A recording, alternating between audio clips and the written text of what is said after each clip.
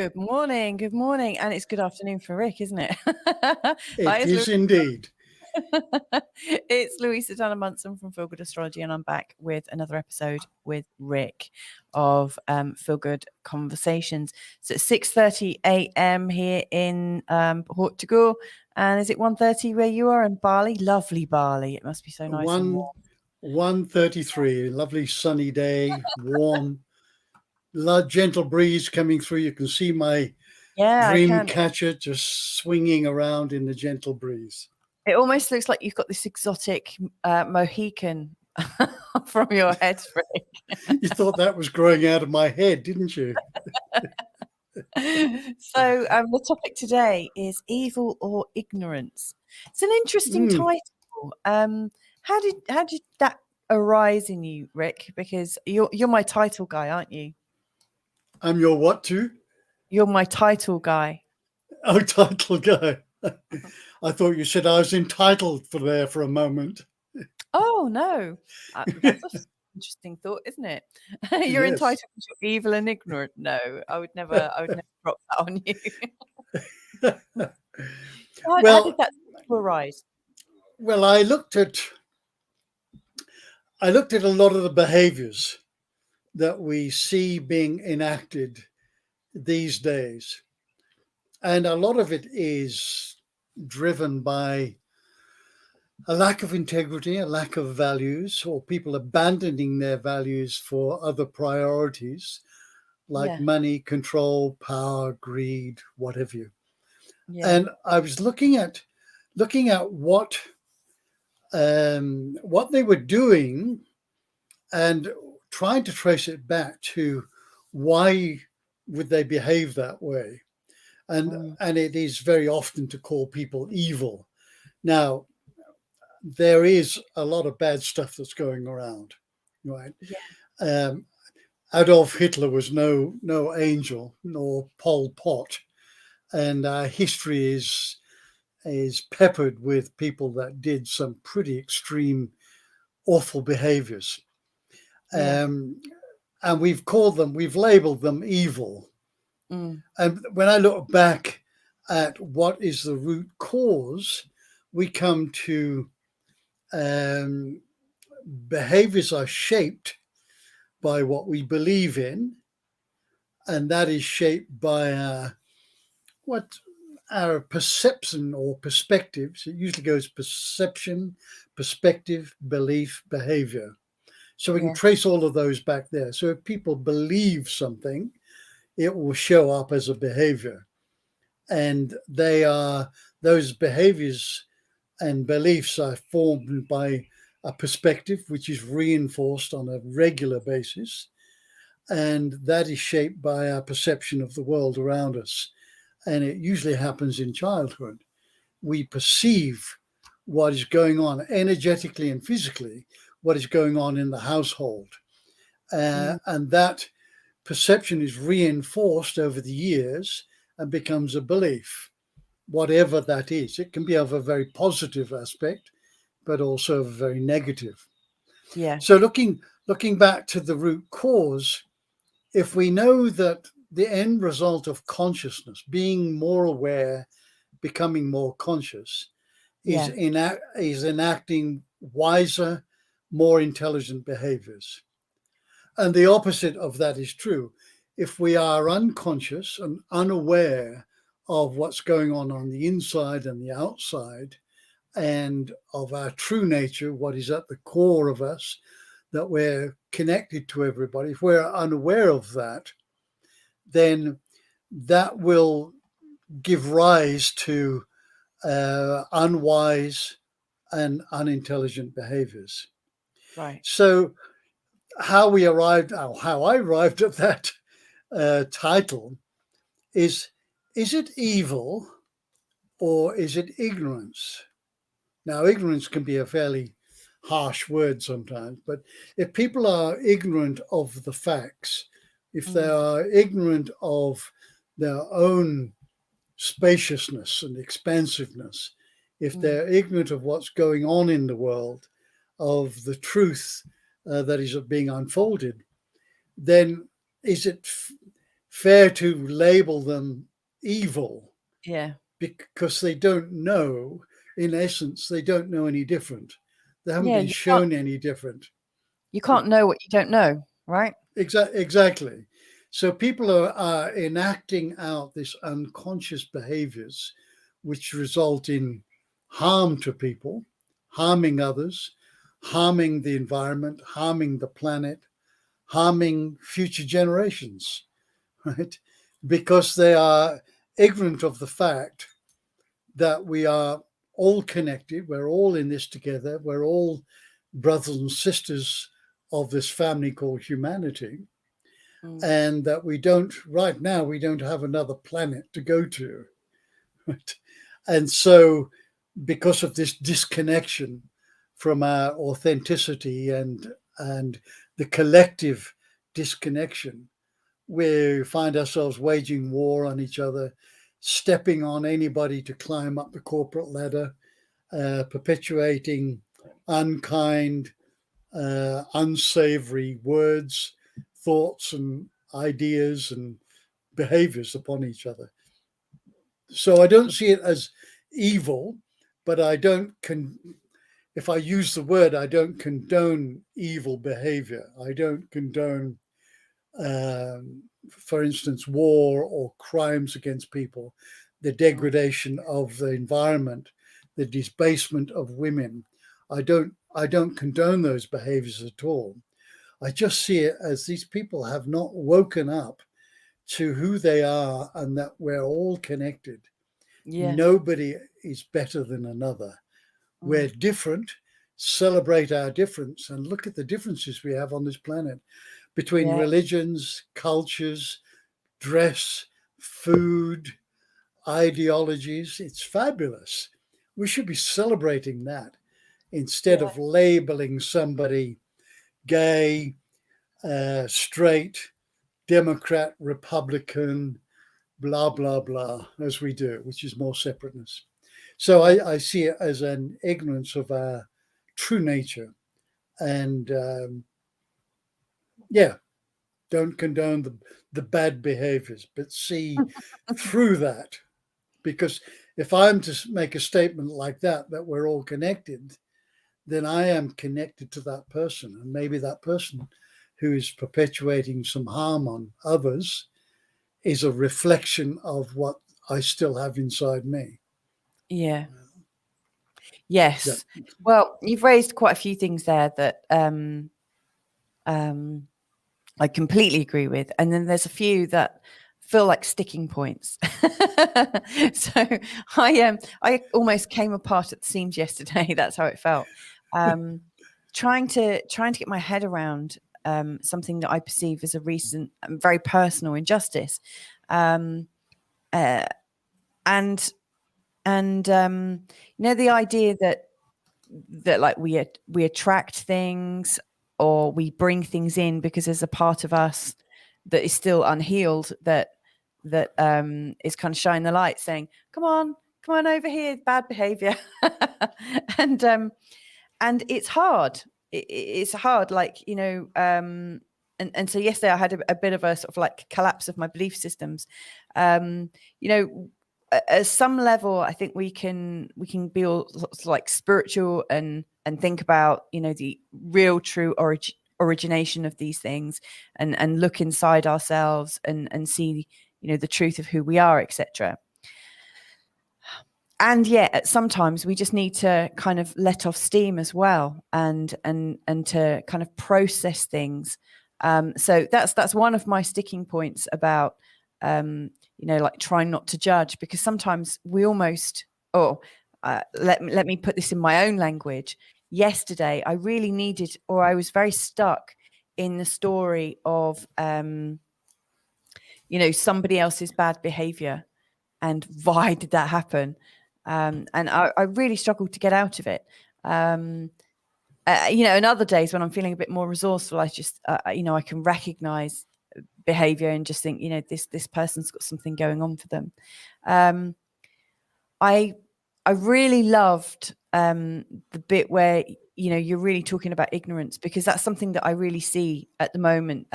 Carl, my husband, as you know, he posted, I put that in for anyone watching in case they didn't know who Carl was, but obviously I know you know. He posted something yesterday and very cheekily referred to conspiracy theorists, and it actually brought out lots of people that hate conspiracy theorists into his thread. And they were saying some really hurtful and hateful things about people that they consider to be conspiracy theorists. And I was just thinking, oh my goodness, this is really hateful stuff, really not very nice stuff. Like in fact, I blocked some people. I was just like, I don't want to even be associated with people like that. This woman saying,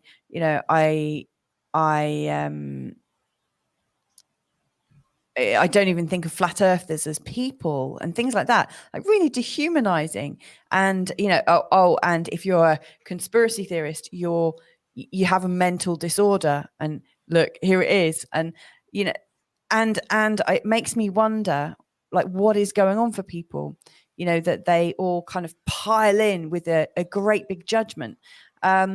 So I don't know. I had a sort of like bellyache of it all yesterday. I feel a little bit kind of fat and bloated on this idea of like judgment. Before we go any further, I just want to like welcome anyone. I can see we've got people watching. In fact, someone's just saying here, yes, I read that too. Although not the comments, was not in the mood for being triggered. Very sad hearing this. Yeah, it's funny. It was a very trigger, like Carl had posted something in sort of like good faith and was just kind of using the term that everybody knows, conspiracy theorist. Yeah, it was very triggering. Hello, Owen. Good morning. Hello, Owen. Yeah, there's a lot to unpack here. I mean, it seems like quite an interesting and simple title, but actually there's a lot going on, and right now it seems that people are being pushed to the edge, hence why they are commenting in quite personal ways on people, I think. How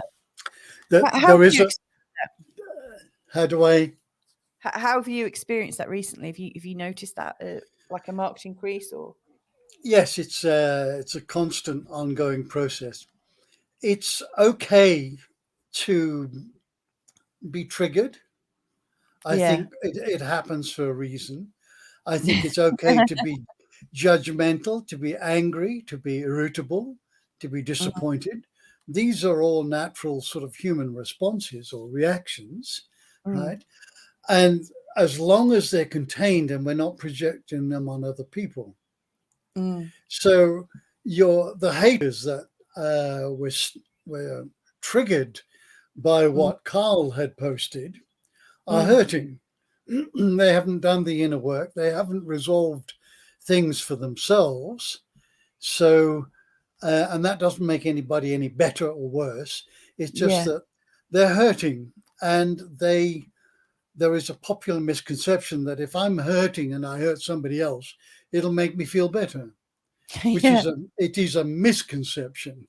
Yeah, because we inevitably may find some relief and got some revenge, but now we have perpetrated what the very thing that they're opposed to. Excuse me. So that's one aspect. You are being authentic, right? I was definitely triggered myself. I hold my hand up. I was like, I mean, I must have been feeling very sensitive yesterday. And this will happen. The idea that we can live in perfect love and harmony is BS, because at this stage of our conscious evolution, we've got so much work to do.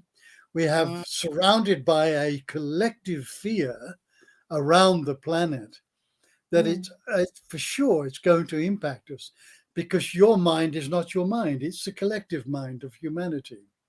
So every thought goes up into the collective mind, and now and again they permeate into our own localized mind, and it may trigger something that's needed to be looked at. And I see this as a gift. It's no fun going through it, but it is an invitation for direct self-inquiry and reflection. have I got a little bit of that in me? Right? Mm. And maybe there is. So the haters are hurting. They're hating themselves, and they want to project that hate out onto others. And then the other thing is the expression conspiracy theorist was coined by the CIA as a deliberate attempt to mask the true nature of the Kennedy assassination. Yeah. There was not a lone gunman up in the library. It's absolutely impossible for Kennedy to have the head wounds that he had, right? And the magic bullet that went through his body and then turned a corner and went through somebody else. Yeah. And the grassy knoll, there's enough empirical evidence to say that there was more than one shooter. But the CIA, who were part and parcel of this group to get rid of Kennedy because of his views, he wanted to end the Vietnam War. Yeah. He wanted an end to the globalists that were trying to manipulate politics. He wasn't a perfect man, but he was the good guy, right? Yeah. Wanted So sort of financial equity for people as well, didn't he? As far as I know. Yes. There's a lot of historia, and there's I think Oliver Stone's movie on JFK is very good and very revealing as well.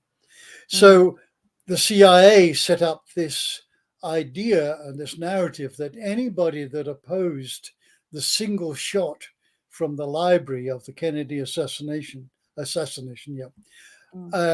immediately deemed a conspiracy theorist. And that has carried through because the CIA are still operative and active.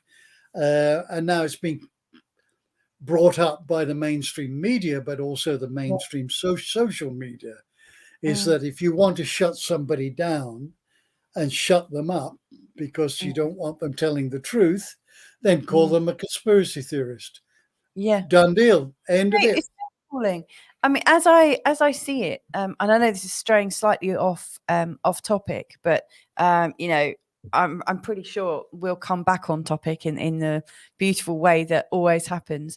As I see it, you know, what's playing out right now feels very much like the playground. You know, it's like, is it that everybody's inner child is really like hurt and sore and like really fed up? It feels like, I mean, I'm experiencing, so I'm going to own this again, you know, I'm experiencing these moments and something arises in me and I'm like, where the hell has that come from? And then when I think about it, and as I sort of like connect into it, I really feel like I'm a very small person. You know, I feel like, you know, a 5 or a 6-year-old trying to make sense of the world. But the name calling, it's bullying, and it's not just like conspiracy theory. There's so many different ways at the moment that are being used to divide people, but actually have like people wail in on each other and pile in and you're like this. It's really insidious. And a lot of the really sad thing is there's a lot of people who feel very justified in saying that the things that they're saying. I mean, I used to consider myself to be quite left-leaning for many years. And about 4 years ago, I started to pick up this narrative of this kind of whingy, judgmental, almost militant left voice. And immediately I was turned off it because it just felt very, and I know as I say that I'm kind of name calling, you know, like the left as whingy and militant, but there was something coming up in that narrative, you know, as portrayed by the media and the way that they dealt with anyone, you know, that had alternate views, and nothing gets my goat more than hearing people being like, well, the defamation, you know, and the deliberate defamation. I think people from all walks of life, from all different view perspectives, should get the chance to have a say without being put down for it. But I you know, I really identified it, or I could really see it coming from like a left-leaning media, and I found myself detracting from their message really quite rapidly. I just don't want to be associated with that kind of name calling. But now it seems to be really popular culture. And you know, when I sit inside, you know, like when I go inside myself and consider it, I think, this is the schism in ourselves. You know, actually, we're coming more and further apart, almost like we're fragmenting more and more at the moment, and it's getting bigger and bigger, or wider. The gaps are getting wider, hence creating more pain in us, I think. I'm sure this is a mechanism of awakening, or a mechanism of the return of light to us, because as the pain gets so enormous and we're trying to bridge this pain, all of a sudden we'll just make a different choice, and we'll say, it's too painful being like this, I've got to drop this. Yes. I don't know, what are your thoughts there? Well, I as usual, I concur. The art of war, divide and conquer. And this is what's happening on a huge scale. And I've just expressed some of them. So there's the vaxxed and the unvaxxed. There's the gay and the straight community. There's the Catholics and the Protestants in Ireland for 100 years. This has been going on for a long time. Now we have Muslims fighting each other, the Sunnis and Shias fighting each other. So this divide and conquer is a deliberate warfare tactic to divide everybody, so they're all bickering and fighting amongst each other, which becomes an incredibly distraction. And so that the nefarious deals behind the scene don't even get even recognized or even spoken about. Have a look at the social media and see how much is dedicated the last couple of days over Will Smith striking the so much. Yes, I mean, that instantly raises a flag to me. It's like, well, that's a distraction of some sort, right? Yes. Well, it's been played as a distraction, and it takes us away from, look what's happening in the Ukraine, right? We got a guy in a military industrial complex that wants to press the red button, all right? And you've got Putin, who's no angel, but who has been prodded. The bear has been prodded since 2014, for years, and this narrative of the Russians, right? So you're either with the Ukrainians or the Russians, or the Ukrainians is America and the EU and the NATO, or you're with the Russians. You can't be neutral here, right? Yeah, and the BRICS, because like Russia's aligned with Brazil and India and China as well, isn't it? Yes. BRICS countries. BRICS. Yeah. So you see how insidious this divide and conquer mechanism is. Even within families now are being divided because of various situations. And this is all being played out deliberately. And it is a lack of, it's ignorance of people's true nature. Because if they realize that we're all connected, that there is just one of us, one human family, if that's all we could see, right? That there wouldn't be waging war on our brothers and sisters, right? So that's the distraction. So Will Smith got triggered, and I don't believe that the joke was at all funny. Right? Yeah, it wasn't funny. It wasn't a funny joke. It was a very pointed thing, and I think it was needless. And Will Smith got triggered, but he was also defending his family, right? And he's very strong family and defending his perspective. It was a very public outflowing of emotion. But look what a beautiful distraction it was. All of a sudden, there's no COVID, there's no Ukraine, there's just Will Smith. And are you on his side or are you on somebody else's side? Yeah, already it's been spun as sides. What do you believe in? Interesting. Owen's saying, I think I'll use, this is like Cole's post, as a reset. I cannot and will not stray from my path.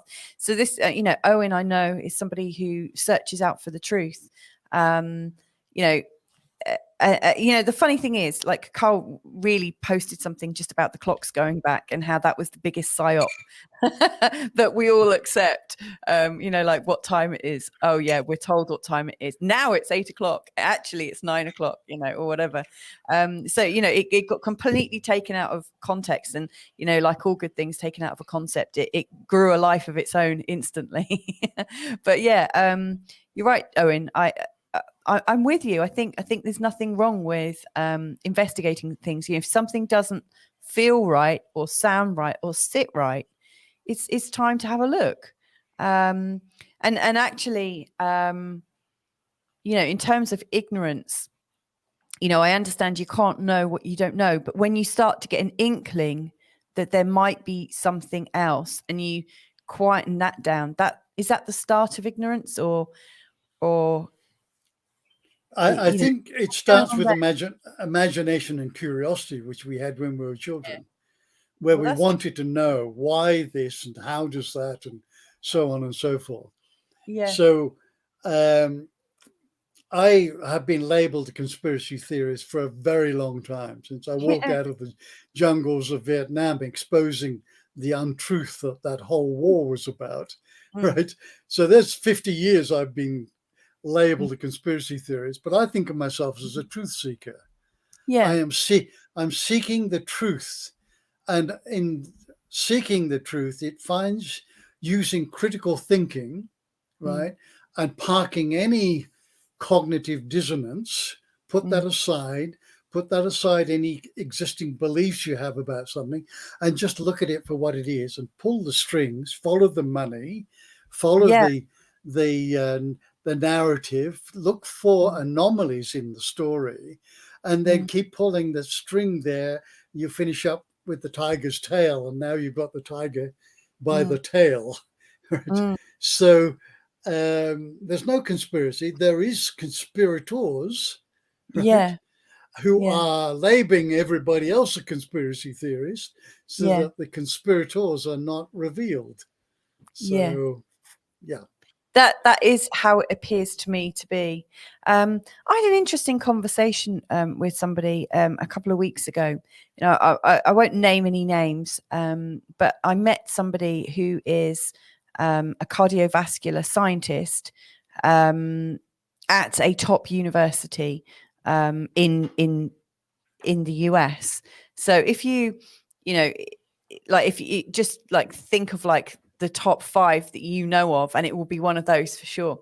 And the moment, we're in a restaurant, and the moment I found out that this guy was a scientist, at almost said which one it was then, at a university, I wanted to ask him about what's been going on from his perspective, and it turns out that he has something to do with health policy, and that the health policy in the US, there's the people who look at funding, and they're sort of really closely tied into the government. Then there's the scientists that kind of work with them, and then there was another body as well. I can't remember who it was. Maybe actual doctors. I can't quite remember, but he was saying that it was a bit of a triangle situation. Everything was informed from these 3 arms, and so I asked him. I said, I know that there's a huge spate of sudden, unexplained, mysterious deaths, and that a lot of them are in the heart region or in the brain.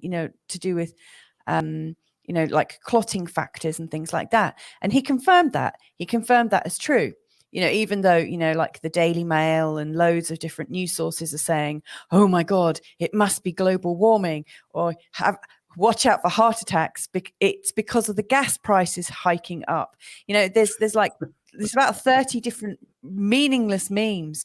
I've even seen people say, oh, it was the global warming that killed him. So there are all these memes normalizing sudden heart attacks in the media, which I think is unconscionable, because there's something behind it. And then this guy who is a top scientist from and a cardiovascular scientist, who who was aware of it. So, you know, I asked him about it, and I said, you know, is it true that this spate of new occurrences has coincided with the launch of the thing that goes into the arm? And he said, yes, it is. And I said, so, you know, as a scientist, you know, when do the government say, okay, we're pulling this and we're going to study it? And he said, well, it doesn't work like that. You know, we have to look at the numbers. And I said, which numbers are they? And he said, oh, the case numbers. And he said, you know, the case numbers are very, very, you know, they're very high and they're very convincing. And we go on hard data. And I said, regarding the PCR tests, they can be fudged, right, according to the level of cycles that they're set at. And he said, oh, yes, that is true. So the case numbers aren't necessarily a credible source to base, you know, whether you're going to stop a trial or not on. And he said, oh, yes, you're right. And he kept coming back with lots of things that were like the reason why things are the way they are. And I don't think he was expecting me to come up with so many questions that put a little bit of salt in the wound of what he was saying. You know, I don't think he was expecting that. I think he's so used to coming out with, well, this is how it is because of this. And as a scientist, he kept saying, as a scientist. And you know, he carried on the conversation. I thought he was going to like close up on me after 10 minutes. You know, actually, before we got talking, he was talking about the advances in cancer treatment and how actually the biggest advances are coming from botanicals. And so right at the end of our conversation, I said, well, given the risks and given this and given that, and we've established this and we've established that, what do you think about the fact that these natural botanicals that have been used for decades without any problems, or much fewer problems than this thing that goes in there? What do you think about the suppression of information or the blanket censorship or the blanket, no, you can't use it? And he was very, very stunned and kind of behind the scenes said, yeah, I don't think it's right. So I think there are, you know, he's clearly somebody who, when I was talking to him, he really believes in doing the right thing. And yet with some simple questions, it became quite obvious that there are some really big holes in the establishment of what he's doing, you know, like, you know, in the premise that he's working from, there are some gaping holes. And with a bit of prodding, not much prodding, and obviously I'm not a doctor, I'm not a scientist, but with a little bit of prodding from my own sort of like research, he faltered a few times. And it was really embarrassing conversation at difficult times. But I mean, he was really, really kind. But I think there's probably a lot of, I don't want to call it ignorance, because I had a connected conversation. An ignorant response would be to not have the conversation, to get triggered and then shut it down. And he didn't. And to his credit, he carried on having this conversation, and it was, it opened my eyes to the fact that people can inherently feel good and I think be working from a place of good. Like, he does want an end to the situation, and yet he has that he's kind of holding on and using this information that he's been given that he knows doesn't actually stand up. So, and I think a lot of the world are in these kind of quandaries. And, you know, the way I see it is it's a bit of a moral situation. You know, I don't think I'd be very comfortable in that position, but I don't think I'd ever find myself in that position. What are your thoughts on that? Because, you know, you have lots of conversations with people from different walks of life. You must have come across a sort of equivalent one, I'm sure. I think you're going to get a visit from the CIA any day now. Don't answer any knocks on the door. I don't. Unless I'm expecting a delivery. Very good. So perhaps there are two kinds of truths. There's our own personal truth, which means there are 7.8 billion personal truths on this planet. Yeah. And we come across some people that share that truth, and we bring them together, and then we have Christians and Muslims and different scientific agreements. We have environmentalists that share the truth about the planet, and so on and so forth. But there appears to be another truth which is far more pervasive, but far more elusive.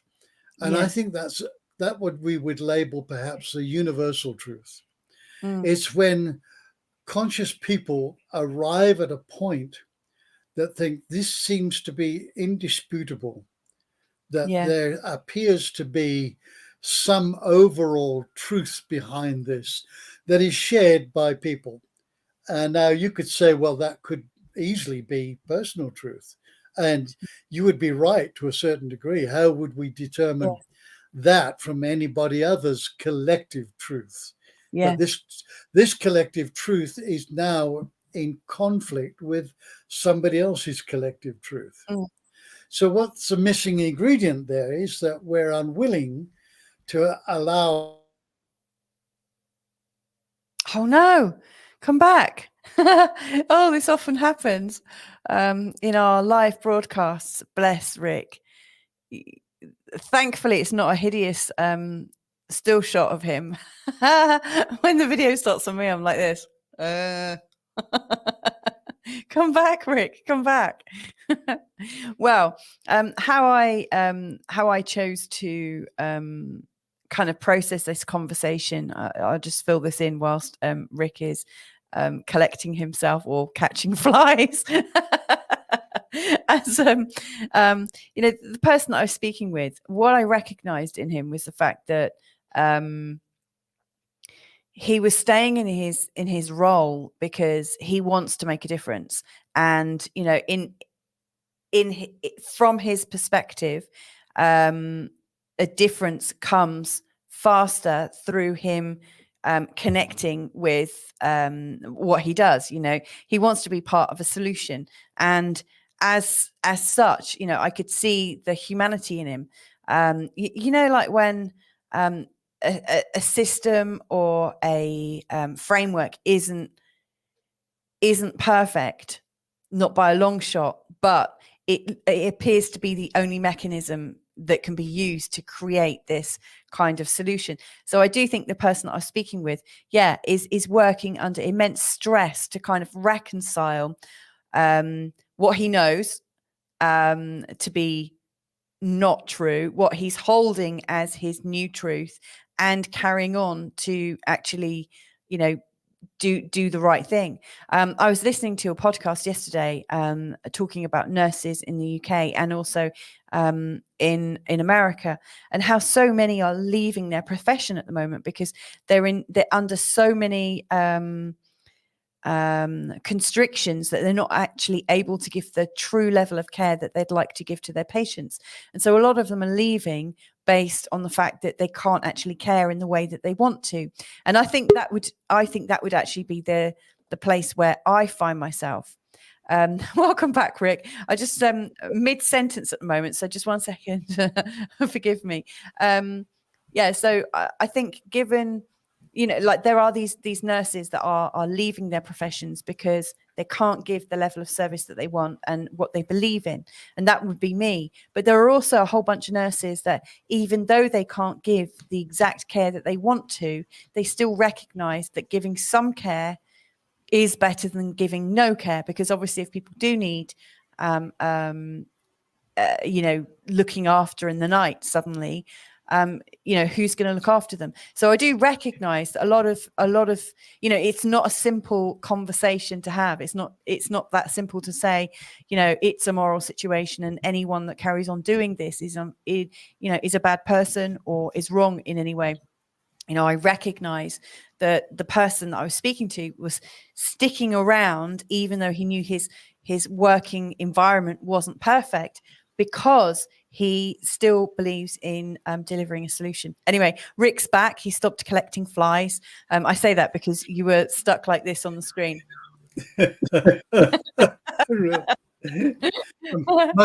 Must have a word to my internet service provider to make sure before they shut it down, make sure my mouth is shut.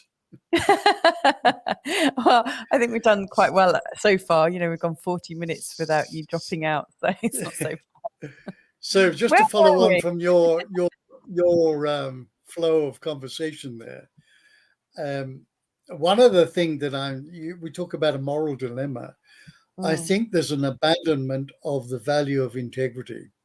Yeah. And that has hit a lot of people. And it's based on fear, the fear of the consequences, that if I talk out, I will be fired from my job, especially as in the medical profession. Yeah. Right? If I don't have the jab, I won't have a job. Therefore, how am I going to provide for my family and service the mortgage and the car payments? So fear of consequences is been made to be a huge deterrent.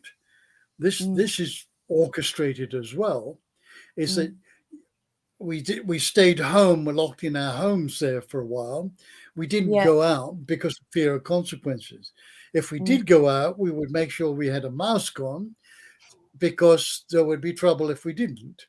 And so on and so fear of consequences is a huge factor and a driver between what decisions we make. And sometimes those decisions will be 180 degrees from what we actually believe in and our integrity. But because of the fear of consequences are so unimaginable that we're prepared to forego our integrity just for a while, right? Because I need to keep putting food on the table. And I totally understand it and get it that people would do that. But what you see, what's happening is at the top, any leadership, and I've been teaching corporate spirituality for years. As leaders of an organization, the consciousness of this organization cannot go beyond that of the leader. It's impossible. The leader would not allow that to happen. So this is why we need more conscious, aware, heart-centered leaders that will help to grow the organization. So what we're witnessing now on this planet is that the leadership in health, in finances, in governance have been corrupted by a lack of integrity. It's all about power, it's about money, it's about greed, whatever it is.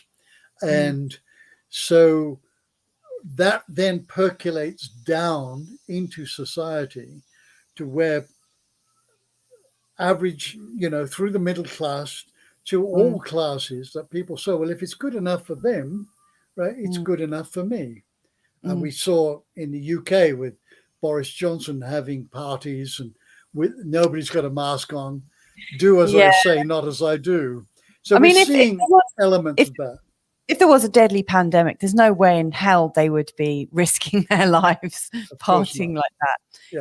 And that was a huge indicator right there that they weren't just telling us to do one thing and doing another. They were telling us to believe something and accept a new reality when they knew full well that reality didn't exist, not in the way that they've said, because there was no fear on their front. They were drunk and disorderly without masks, getting into each other's spaces. I think I've lost you again. Oh no, let's talk to your internet provider. So there's a lot of things going on. I mean, I know we've got people watching, and I'm curious, like, where do you see the line between evil and ignorance? What are your definitions of it? Whilst we're waiting for Rick to come back in, let us know. Like, where are you from and how are you perceiving this right now? Because this is interesting how it's showing up. A lot of the clients that I work with at the moment, obviously, I can't talk about personal stories and things, but there's a general theme of the moment. What seems to be arising in the people that I'm working with is this real kind of like almost like a rotten core, like where things are rotten and appear to be damaged, and it's coming up to be attended to. It feels like we've all been rotting in some way, or there's some kind of persistent rot all around us. And the people that I'm working with right now are really trying to make sense of it, trying to work out how it all fits together. One thing that I'm curious about, and I actually feel, that this is where the line between ignorance and evil may exist, and that is in like what some people might call psyops, but other people might call actual manipulation, getting people to do things that they wouldn't do normally, through lies and changing the perception. I can see that it's, lots of people might tell a white lie from now, every now and again, but the point that we've been told what to believe, and that anyone that speaks up, any whistleblowers, are therefore like wrong, I think is really bad. I was just commenting about the current I'm quite disturbed by it, actually, I have to say, Rick, but there's this current theme right now that and you're kind of right, actually, when you said do as I say, not as I do, but it's like believe what I say and ignore your own perception. I actually see that as being quite evil. Like there's whilst I support people to be who they want to be and to appear as they want to be, in terms of gender and this, that, and the other, to have a like woman's race where a man is entered into the race because he identifies as a woman, and then he beats every single woman hands down, and everyone's saying, oh, what a wonderful woman, like this is the woman of the year. That, and anyone that speaks out against it in the media is named, is like a fascist, is sexist, is a misogynist, all sorts of things, is unenlightened, blah blah blah blah blah, and I was actually quite shocked looking at the videos of the new Supreme that's trying to be like voted in at the moment. Is it Katanji? She was asked by one of the senators. I've lost you again, Rick. She was asked by one of the senators, can you define what it is to be a woman, or can you define the word woman? And she said, no, I can't. I'm not a biologist. And there is this idea that that only a biologist can say what a woman is, and that there are only some people that can define our reality. Now, one of the things I've always been quite certain of is that I can define what my reality is.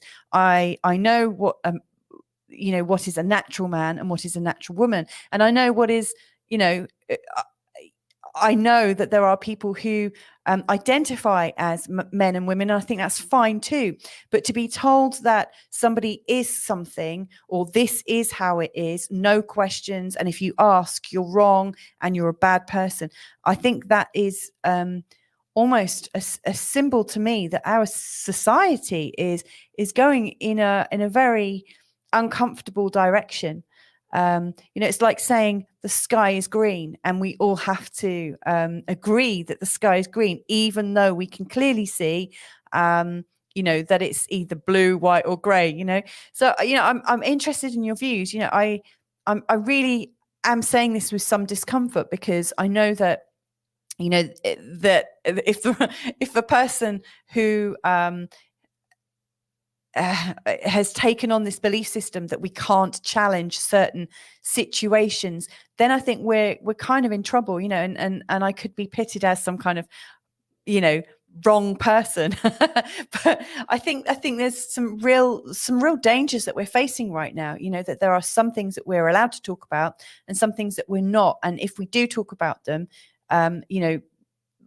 we might even be called domestic terrorists if we're talking about protests for freedom or protests for truth.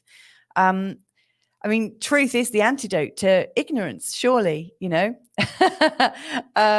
Yeah, so I'd be very, very interested to hear your views. I've got Bob here saying good morning, Louisa and Rick.